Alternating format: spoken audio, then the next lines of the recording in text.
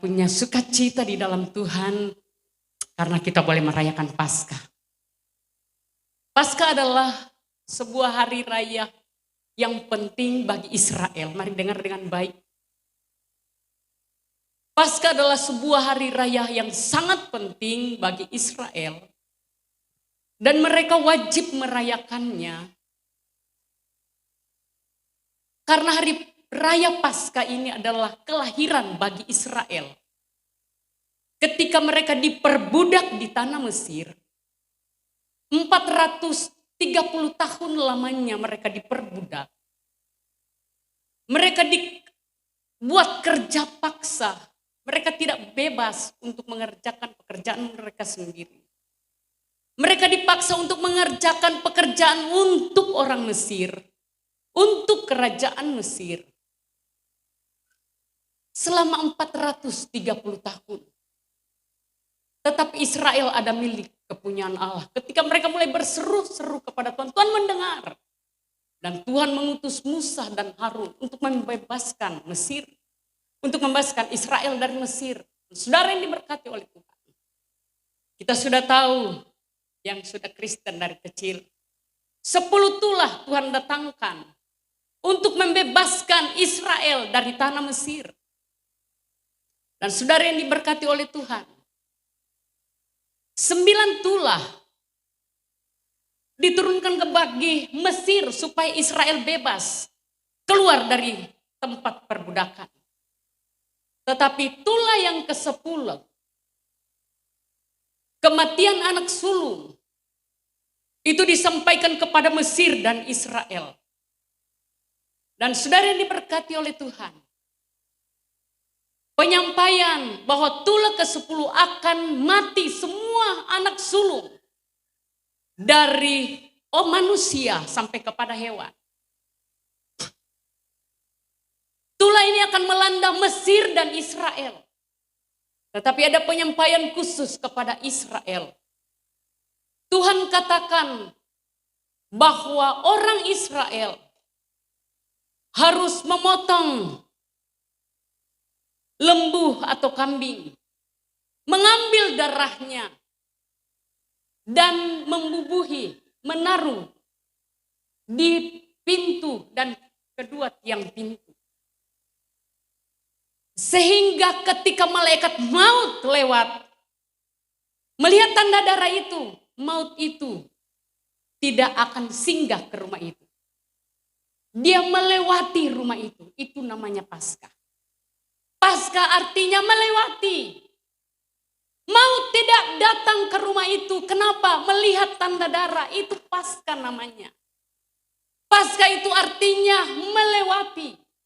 Terlewat dari hukuman. Dan saudara yang diberkati oleh Tuhan. Kalau saudara boleh membaca di dalam Keluaran, kita kan baca 1 tahun. Saudara sudah membaca hal ini. Bahwa di Mesir terjadi tangisan yang sangat riuh. Dari orang kecil sampai pejabat, bahkan raja. Putra mahkota yang harus menggantikan Raja Mesir. Malam itu ketika malaikat maut lewat, dia singgah di setiap rumah yang tidak ada tanda darahnya. Dan kematian itu terjadi. Orang Mesir sangat berduka cita. Dan ketika hal ini terjadi, Raja Mesir memanggil, Firaun memanggil kepada Musa, datang ke sini. Dan dia memerintahkan kalian semua keluar dari Mesir. Tinggalkan Mesir. Kenapa? Tulah ke-10 ini terjadi. Tetapi di tanah Goshen, di tempat kediaman orang Israel, maut itu lewat.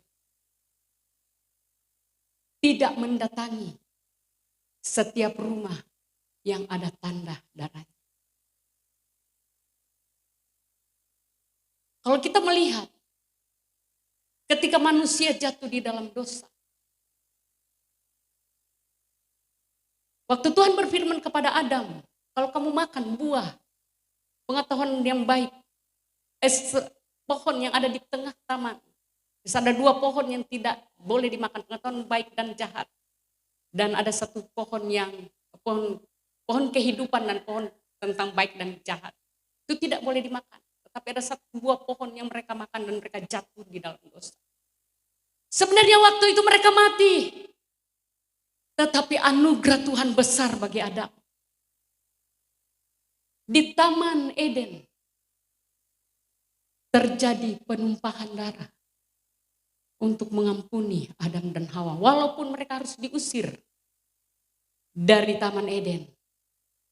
Tetapi Tuhan dengan tangannya sendiri menyembelih domba yang tidak bersalah supaya menutupi manusia yang sudah jatuh di dalam dosa.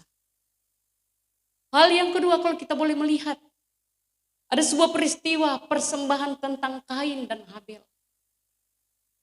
Kain mempersembahkan hasil tanahnya, tetapi Habel mempersembahkan kambing domba di hadapan Tuhan.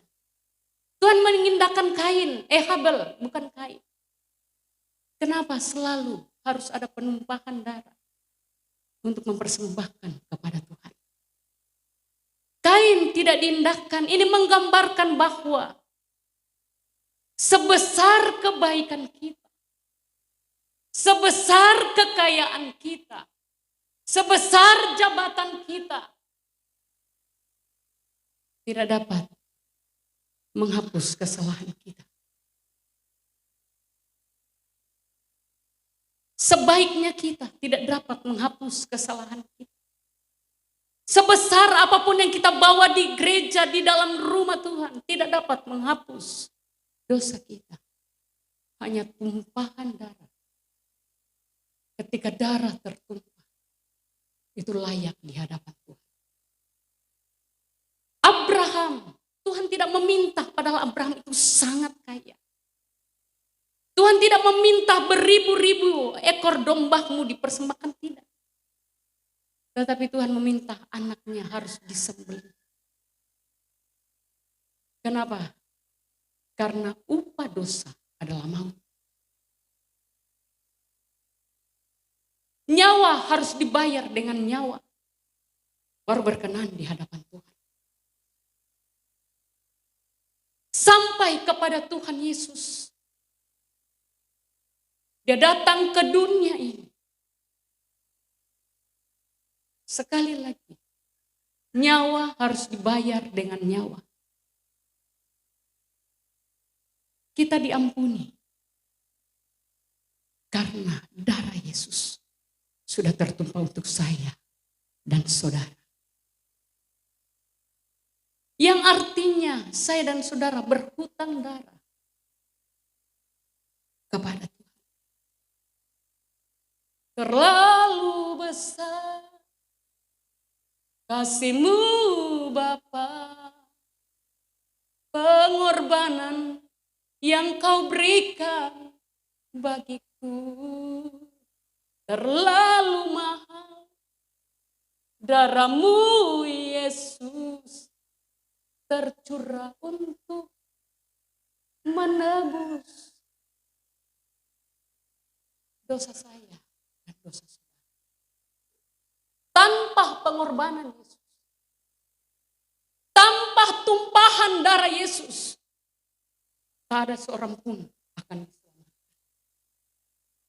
Kita akan berakhir pada maut, di kebinasaan. Tanpa pengorbanan Yesus. Sekali lagi, kalau torang ada pagi hari ini, karena Yesus putra tunggal kerajaan surga, menumpahkan darahnya untuk saya dan saudara. Sehingga orang diampuni. Saya dan saudara boleh diampuni dan berlayak masuk ke dalam kerajaan surga. Ada sebuah ilustrasi. Ada seorang ibu yang memiliki anak, saya sudah pernah menceritakan. di sini. Anak satu-satunya, mereka hidup sangat sulit. Tetapi ketika dia beranjak dewasa, anak ini mulai bergaul. Dan sayang, dia jatuh dalam pergaulan yang jahat. Satu ketika dia merampok dan membunuh.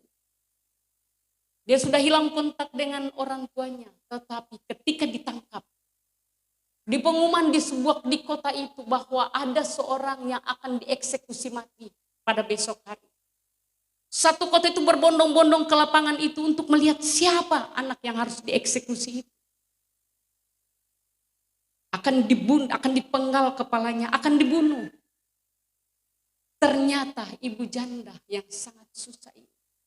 Tetapi betapa dia mengasihi anaknya walaupun sudah sangat menyakiti hatinya. Diumumkanlah pada jam 12 besok akan dieksekusi anaknya. Hari itu dia tidak dapat tidur.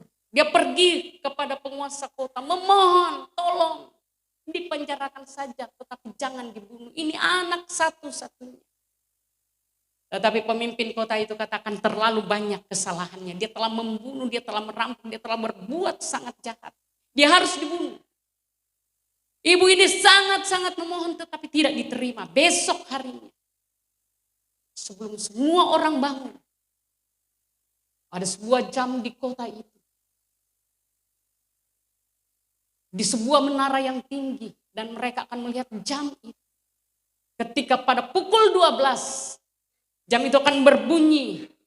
Dan anak ini, pemuda ini harus dipenggal kepalanya. Dan saudara, semua orang sudah berkumpul detik-detik yang akan terjadi eksekusi itu. Tetapi banyak orang tidak tahu. Semua orang tidak tahu, anaknya pun tidak tahu. Karena anaknya sudah diikat. Sudah ditutup matanya. Dan dia siap menerima. Mamanya sebelum semua orang bangun sudah naik ke menara itu. Ke jam itu. Jam yang sangat besar. Dia ada martelo yang akan memukul lonceng jam itu. Dia sudah naik di menara itu. Dan detik-detik harus dieksekusi. Ini DP mama ini. Dia plok tuh martelo, palu yang akan memukul lonceng jam itu. Semua orang tegang, kenapa jam tidak berjalan lagi? Mereka tunggu setengah jam. Jam itu tidak berjalan ke jam 12. Saudara, palu yang sangat kuat, yang sangat berat. Mamanya ini memeluk kuat-kuat supaya jam itu tidak bergerak. Setengah jam kemudian, tidak jalan jam. 1 jam kemudian, mereka menunggu tidak jalan. 2 jam kemudian, mereka menunggu, kenapa ini jam tidak berjalan ke jam 12. Dan semua satu kota heran. Dan mereka pergi ke menara itu. Tiba di bawah menara. Mereka menemukan ada tetesan darah. Ada di bawah menara itu. Ketika mereka melihat, mereka mendapati seorang ibu yang sudah terjepit di antara lonceng dan palu itu. Dan mati di sana. Ketika mereka menemukan ini, pemimpin dari kota itu membebaskan anak itu. Karena ibunya sudah mati di atas jam, di atas lonceng jam itu. Anak ini bebas. Tetapi karena pengorbanan ibu yang sangat mengasihi. Begitu juga Yesus. Karena begitu besar kasih-Nya akan saya dan saudara. Sehingga dia rela dicambuk, diludahi, dihianati. Bahkan dia mati di atas kayu salib. Karena mengasihi saya dan mengasihi saudara. Saya dan saudara berhutang nyawa bagi Yesus. Dan saudara tahu, anak ini ketika dia tahu mamanya sudah mati untuk dia, dia mulai mengubah seluruh hidup. Dia mulai bertobat karena pengorbanan ibunya. Mari ketika kita tahu Yesus sudah mati bagi kita, miliki sikap bertobat di hadapan Tuhan. Senangkan hati Tuhan. Anak ini walaupun ibunya tidak tahu lagi kalau dia bertobat, tetapi dia mengambil keputusan untuk melakukan yang baik. Saya dan saudara, Tuhan ada di sini. Tuhan rindu hidup kita ada dalam pertobatan di hadapan Tuhan. Karena dia sudah menjadi tanda darah. Kita merayakan Paskah. Maut itu lewat dari hidup saya dan saudara.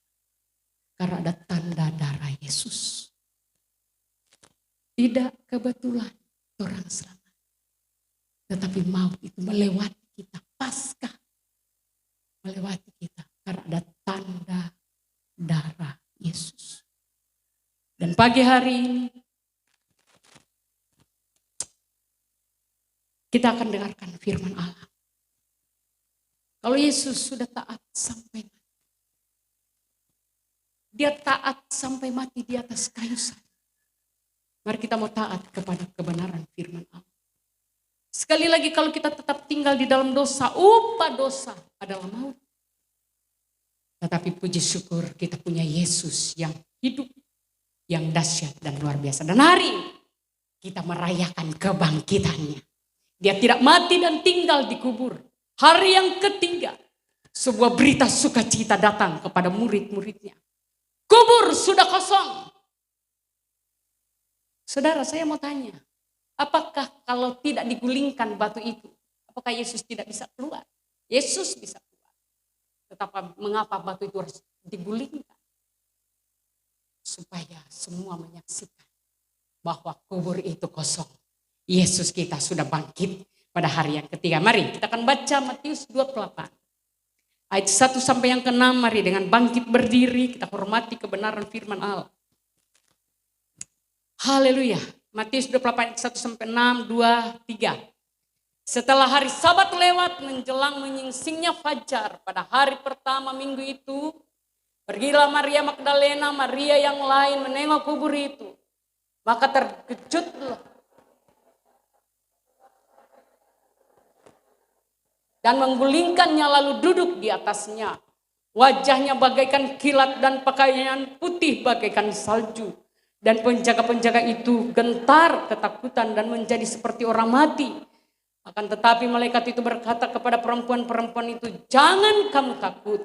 Sebab aku tahu kamu mencari Yesus yang disalibkan itu. Ia tidak ada di sini. Sebab ia telah bangkit sama seperti yang telah dikatakannya. Mari lihat tempat ia berbaring. Boleh katakan amin terhadap firman Allah.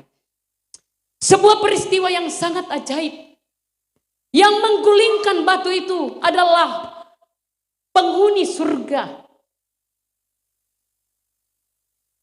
Terjadi gempa yang hebat. Dan seorang malaikat Tuhan turun ke atas batu yang menutup kubur itu. Dan menggulingkan batu itu. Sebuah peristiwa yang sangat luar biasa. Kenapa? Yang bangkit adalah Tuhan. Yang bangkit bukan manusia. Yang bangkit adalah Yesus yang hidup. Dan saudara yang diberkati oleh Tuhan. Kebangkitan Yesus membawa pengharapan bagi orang yang percaya kepada Tuhan. Sekali lagi, ketika Yesus bangkit, itu membawa pengharapan bagi saya dan saudara. Di dalam 1 Korintus 15 ayat yang ke-17. 1 Korintus 15 ayat yang ke-17. Dan jika Kristus tidak dibangkitkan, maka sia-sialah kepercayaan kamu. Dan kamu masih hidup dalam dosamu. Ketika Yesus tidak bangkit, sia-sia. Ketika kita percaya kepada Yesus. Karena ketika kita mati, kita tidak bangkit lagi. Tetapi di dalam Yohanes 11 Ayat 25 sampai ke 26. Yohanes 11 ayat 25 sampai 26. Jawab Yesus, akulah kebangkitan dan hidup. Barang siapa percaya kepadaku, ia akan hidup walaupun ia sudah mati. Dan setiap orang yang hidup dan percaya kepadaku tidak akan mati selama-lamanya. Percayakah engkau akan hal ini? Ketika kita mati, kita hanya mati secara tubuh lahiriah ini. Tetapi pada kebangkitan, kedatangan Yesus pada kali yang kedua, orang yang percaya kepada Tuhan dan tidak percaya kepada Tuhan semua akan bangkit. Karena kebangkitan Yesus, sekali lagi, semua orang yang mati di dalam Tuhan, yang tidak mati di dalam Tuhan. Sekali lagi, orang yang mati di dalam Tuhan dan tidak di dalam Tuhan. Orang yang mati percaya kepada Tuhan dan orang yang mati tidak percaya kepada Tuhan, semua akan bangkit. Bedanya, orang yang percaya kepada Tuhan akan mewarisi surga yang tinggal kekal untuk selama-lamanya. Tetapi orang yang tidak percaya kepada Tuhan, mereka akan mewarisi neraka untuk selama-lamanya. Kebangkitan Yesus membawa pengharapan bagi saya dan saudara. Sebabnya itu mari kita jangan lemah. Jangan kita ragu mengiring Tuhan. Karena satu ketika kalau orang mati akan ada kebangkitan. Akan ada kebangkitan. Ini berita baik bagi kita semua. Kalau kita mati, orang akan dibangkitkan.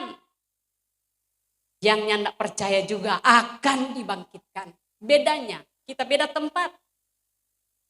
Sebab itu mari saudara yang diberkati oleh Tuhan. Ketika kita dengar firman Allah, terus jadi orang percaya kepada Tuhan. Karena kalau saudara tinggalkan Tuhan, saudara juga akan dibangkitkan satu ketika. Ketika Tuhan datang. Tetapi tempat kita akan berbeda. Sebabnya itu mari dengar firman Tuhan dengan baik. Mari tetap di dalam Tuhan. Karena ada pengharapan, ada kebangkitan orang mati. Orang lihat opa de oma di sini, dikubur di sini. Satu ketika mereka juga akan bangkit. Orang-orang yang telah mendahului kita, mereka satu ketika akan bangkit. Ketika kita mati juga, kita akan dibangkitkan dari antara orang mati. Untuk mewarisi kerajaan surga yang tinggal kekal untuk selamanya. Nah, saudara yang diberkati oleh Tuhan. Bagaimana supaya Paskah, supaya pengorbanan Yesus, supaya kematian dan kebangkitan Yesus itu menjadi bagian kita. Bagaimana supaya pengorbanan Yesus di atas kayu salib dan kebangkitannya akan menjadi bagian saya dan saudara. Akan menjadi bagian kita dan kita berhak mewarisi surga yang tinggal kekal untuk selamanya. Kita akan melihat di dalam kebenaran firman Allah. Mari kita akan membuka di dalam Yohanes pasal yang ketiga.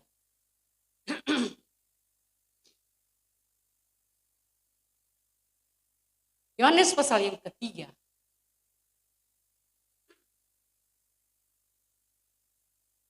Kita akan pelajari sedikit dari sana. Yohanes pasal 3 ayat yang pertama adalah seorang Farisi yang bernama Nikodemus, seorang pemimpin agama Yahudi. Ia datang pada waktu malam kepada Yesus dan berkata, "Rabi, kami tahu bahwa engkau datang sebagai guru yang diutus Allah. Sebab tidak ada seorang pun yang dapat mengadakan tanda-tanda yang engkau adakan itu jika Allah tidak menyertainya." Yesus menjawab, katanya, "Aku berkata kepadamu, sesungguhnya jika seorang tidak dilahirkan kembali, ia tidak dapat melihat kerajaan Allah." Firman Allah katakan kepada seorang pemimpin dari agama Yahudi. Nikodemus namanya. Dia bertanya, "Tuhan, kami melihat bahwa engkau mengadakan tanda-tanda mujizat. Orang buta dapat melihat, orang lumpuh dapat berjalan, orang mati dapat bangkit." Nikodemus ini mulai berbicara kepada Yesus, tetapi Yesus berkata, "Aku berkata kepadamu, sesungguhnya jika seorang tidak dilahirkan kembali, ia tidak dapat melihat kerajaan Allah." Berbeda dengan percakapan Yesus dan Nikodemus. Nikodemus menyatakan bahwa engkau dahsyat, engkau besar, engkau luar biasa. Dapat menyatakan kemuliaan yang sangat ajaib. Semua orang terkagum-kagum dan terheran-heran. Dari 5 roti 2 ikan dapat memberi makan 5.000 orang, baru laki-laki. Tetapi Yesus menjawab pertanyaan dari Nikodemus dengan berkata, kalau engkau tidak dilahirkan kembali, engkau tidak dapat masuk ke dalam kerajaan surga. Ada firman Allah berkata, jangan engkau bangga kalau engkau dapat mengusir setan-setan, tetapi banggalah kalau namamu tercatat di dalam kerajaan surga. Dan saudara ini diberkati oleh Tuhan. Tuhan datang mati di atas kayu salib. Bukan hanya memberikan kita mujizat, tetapi akan membawa kita ke dalam kerajaan surga. Sebabnya itu mujizat. Itu nomor 2. Yang pertama, banggalah kalau nama saya dan saudara ada di dalam kerajaan surga. Sehingga ketika ada kebangkitan, kita akan berada bersama dia di dalam kerajaan surga. Saudara yang diberkati oleh Tuhan. Betapa penting ketika kita memiliki kerajaan surga. Dan mari kita akan melihat. Sekali lagi, upah dosa adalah maut. Tetapi Yesus sudah membayar di atas kayu salib. Dan yang tujuan paling utama dari Yesus adalah membawa kita ke dalam kerajaan surga yang tinggal kekal untuk selamanya. Nah, kita akan melihat bagaimana supaya kita dapat hidup, dilahirkan kembali. Bagaimana, apa yang harus kita lakukan agar kehidupan kita dapat dilahirkan kembali dan berhak menerima kerajaan surga yang tinggal kekal untuk selama-lamanya. Kita akan melihat Roma pasal yang ke-6. Roma pasal yang ke-6. Mari kita akan melihat Roma pasal yang ke-6. Atau tidakkah kamu, atau tidak tahukah kamu bahwa kita semua, Roma 6 ayat 3 mulai, telah dibaptis dalam Kristus, telah dibaptis dalam kematiannya. Dengan demikian kita telah dikuburkan bersama-sama dengan dia oleh baptisan dalam kematian. Supaya sama seperti Kristus telah dibangkitkan dari antara orang mati oleh kemuliaan Bapa. Demikian juga kita akan hidup dalam hidup yang baru. Sebab jika kita telah menjadi satu dengan apa yang sama dengan kematiannya, kita juga akan menjadi satu dengan apa yang sama dengan kebangkitannya. Karena kita tahu bahwa manusia lama kita telah turut disalibkan, supaya tubuh dosa kita hilang kuasanya, agar jangan kita menghambakan diri kepada dosa. Sebab siapa yang telah mati, ia telah bebas dari dosa. Jadi jika kita telah mati dengan Kristus, kita percaya bahwa kita akan hidup juga dengan dia. Karena kita tahu bahwa Kristus sesudah ia bangkit dari antara orang mati, tidak mati lagi, maut tidak menguasai lagi atas dia. Sebab kematiannya adalah kematian terhadap dosa satu kali dan untuk selama-lamanya.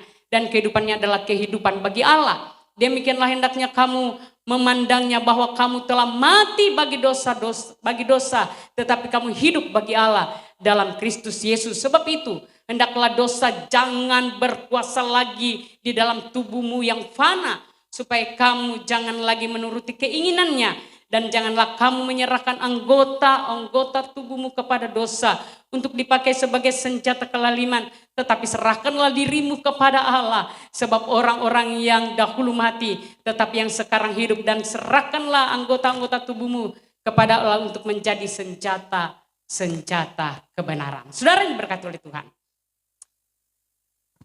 Untuk masuk ke dalam kematian dan kebangkitan Yesus, firman Allah menjelaskan untuk kita menerima kuasa kebangkitan, kematian dan kebangkitan Kristus.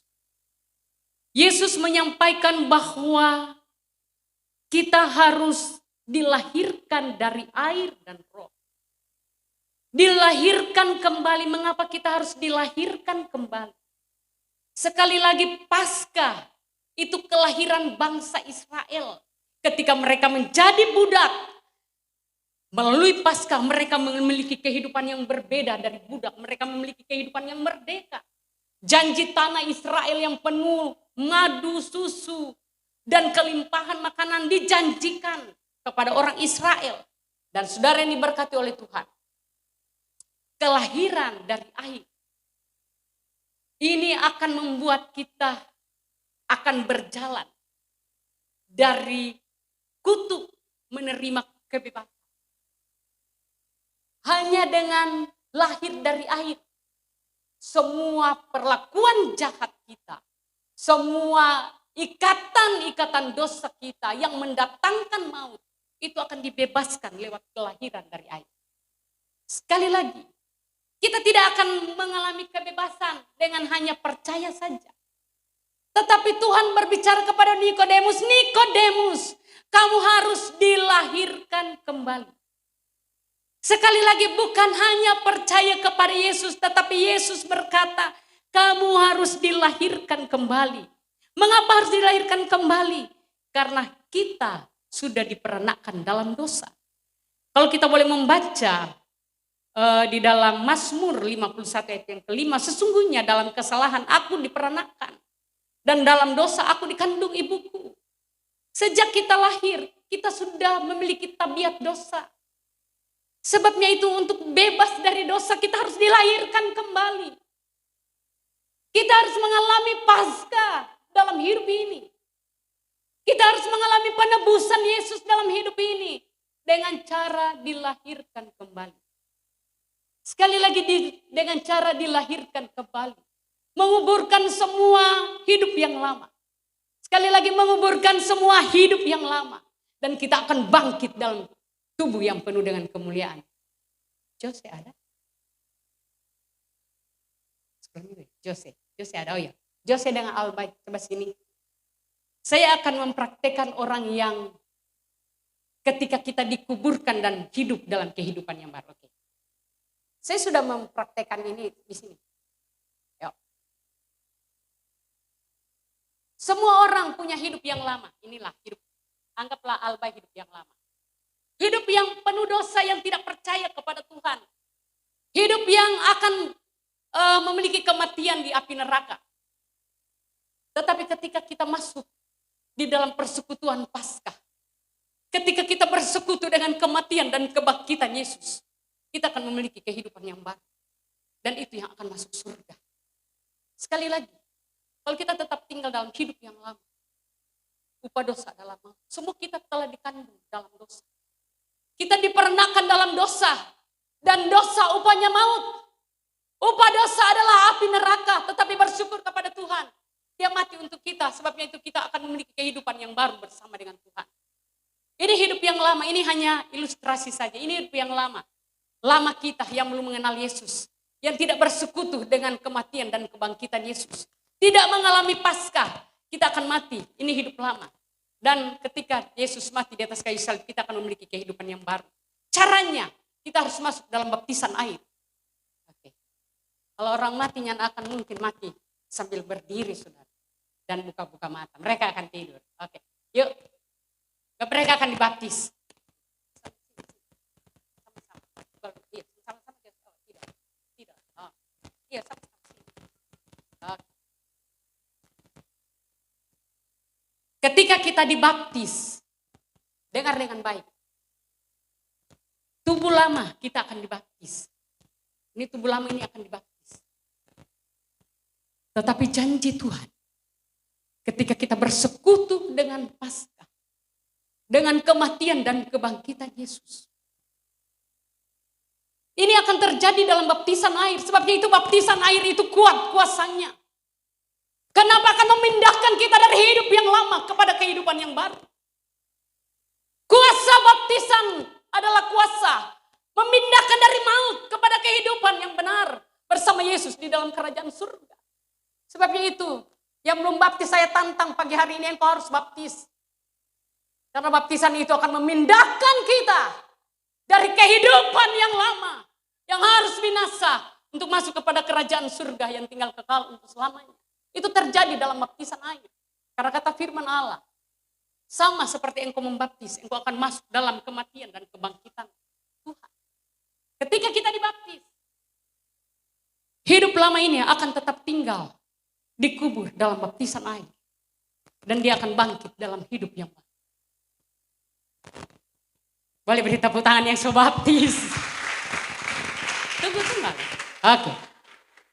Jangan dulu bangkit, Albai, bahaya ini. Oke. Kita akan memiliki kehidupan yang baru. Hidup yang lama akan tetap tinggal di dalam kematian Yesus. Kita akan hidup dalam hidup yang baru. Dan hidup yang baru inilah yang akan masuk ke dalam kerajaan surga yang kekal untuk selama-lamanya. Caranya, baptisan itu ya bisa diartikan dengan lain.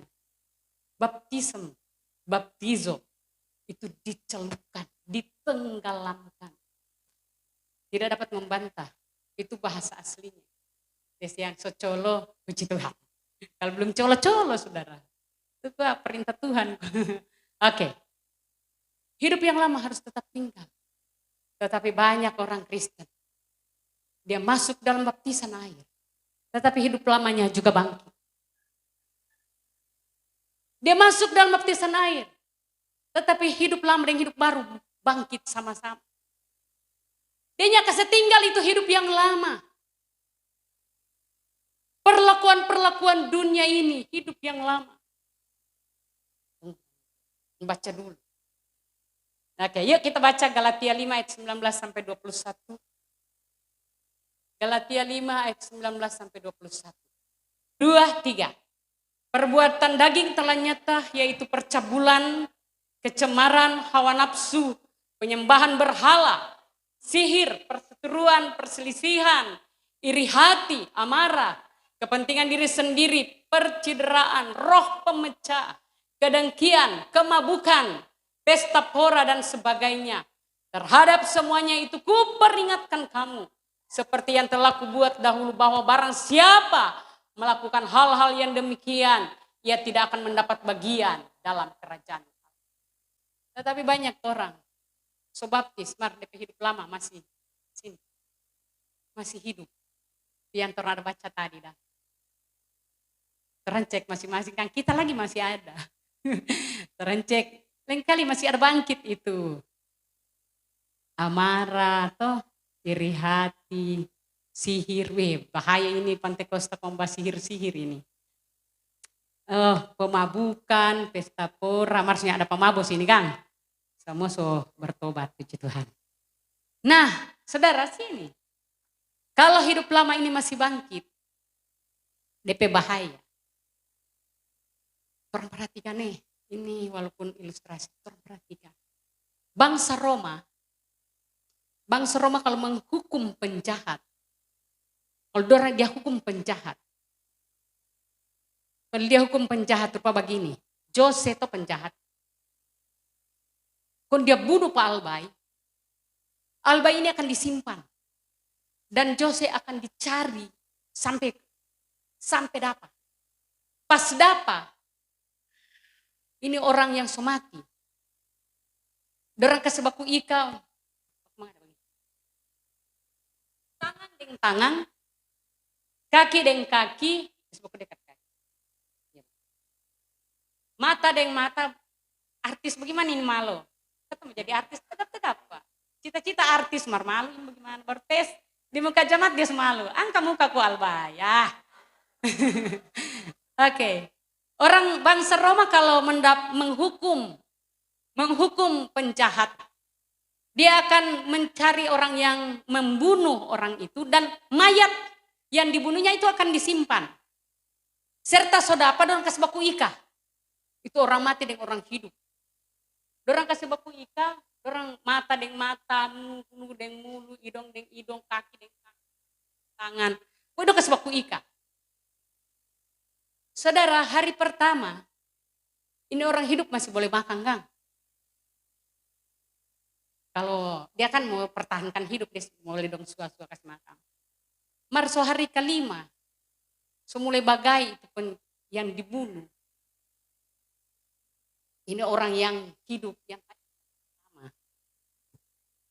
dia mulai tidak akan bisa makan. Nah kalau mulai bagai karena idong deng idong, itu gai dari orang itu akan masuk ke DP idong.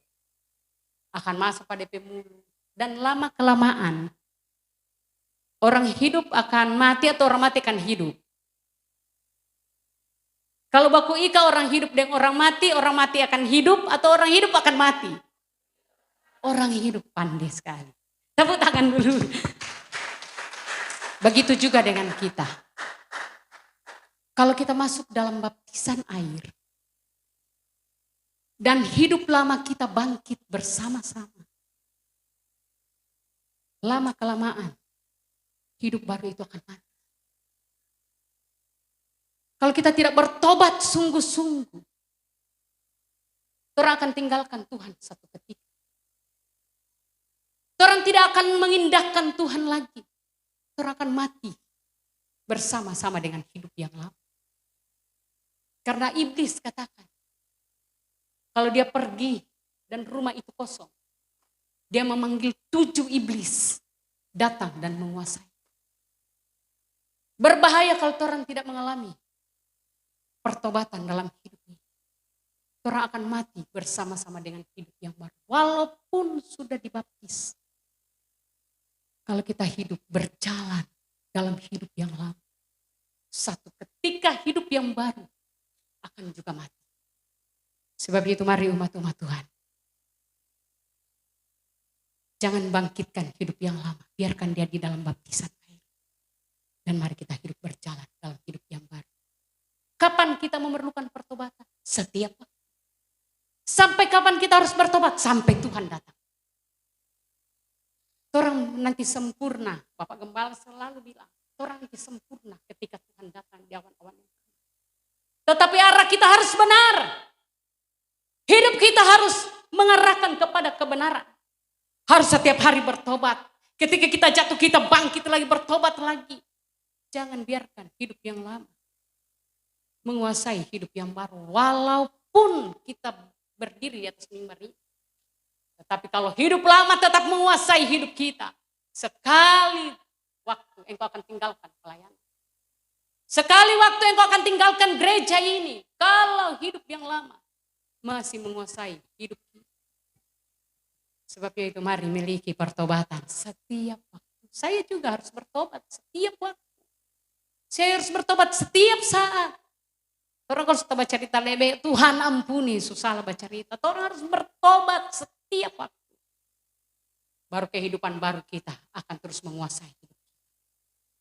Mari saudara terus hidup dalam hidup yang baru. Yang mau hidup yang baru katakan amin. Oke, beri tepuk tangan bagi mereka berdua. Haleluya. Silakan dulu ya. Sekali lagi ada pengharapan ketika Yesus bangkit. Mari anak-anak Tuhan di tempat ini.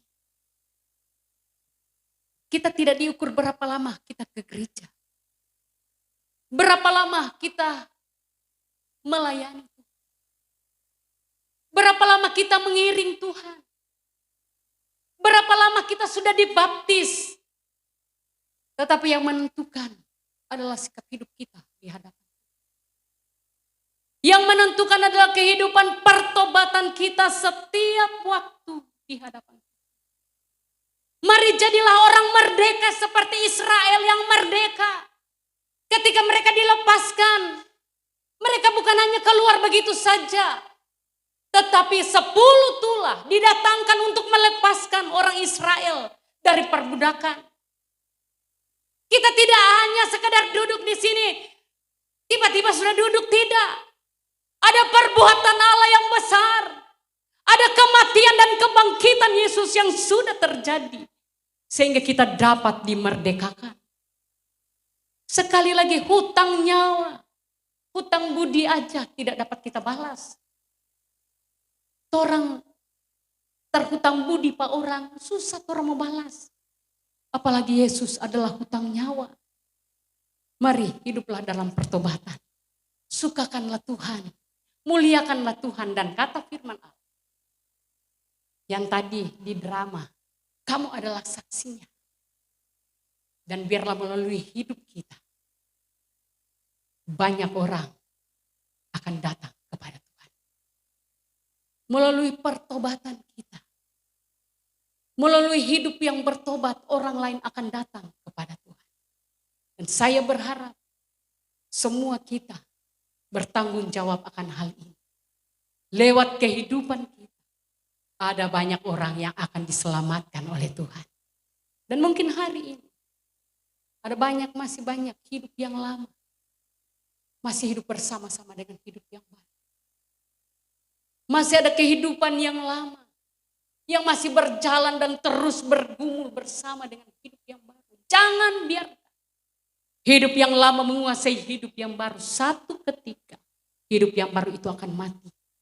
Dan maut akan menanti kita. Sebab itu, lewat perayaan kebangkitan Yesus Kristus hari ini, Israel boleh keluar dengan kemerdekaan yang besar. Israel boleh keluar dengan kedahsyatan Tuhan. Mari umat-umat Tuhan dalam merayakan hari kebangkitan Yesus Kristus, kita merayakan dengan penuh sukacita, dengan sebuah tanggung jawab. Bahwa kita harus menjadi saksi bagi orang lain. Sehingga sebagaimana kita dimerdekakan dari dosa. Sebagaimana kita boleh mewarisi surga yang tinggal kekal untuk selamanya. Orang lain pun dapat memiliki surga di dalam kehidupan mereka. Sekali lagi, untuk ke surga harus bayar dengan nyawa. Nyawa harus diganti dengan nyawa. Sebab itu umat-umat Tuhan yang hadir pagi hari ini, mari kita datang kepada Tuhan. Masih gak adakah ikatan yang mengikatmu dan membuat rohmu, membuat kerohanianmu mati? Bahaya saudara. Mari datang dan mulai datang kepada Tuhan. Mari datang kepada Tuhan untuk Tuhan kuatkan aku. Mari kasihi Tuhan, cintai Tuhan. Mari perlu Tuhan setiap saat dan setiap waktu. Sehingga kita akan berjalan dari kemenangan kepada kemenangan. Kalau Israel mendapat tanah Kanaan, kita akan mendapat surga yang tinggal kekal. Kanaan Samawi yaitu surga yang tinggal kekal untuk selama-lamanya. Sebab itu jangan pernah kita lemah. Mari terus berjalan dalam kekuatan Allah. Mari miliki hidup bertobat. Roh Kudus akan menolong kita semua.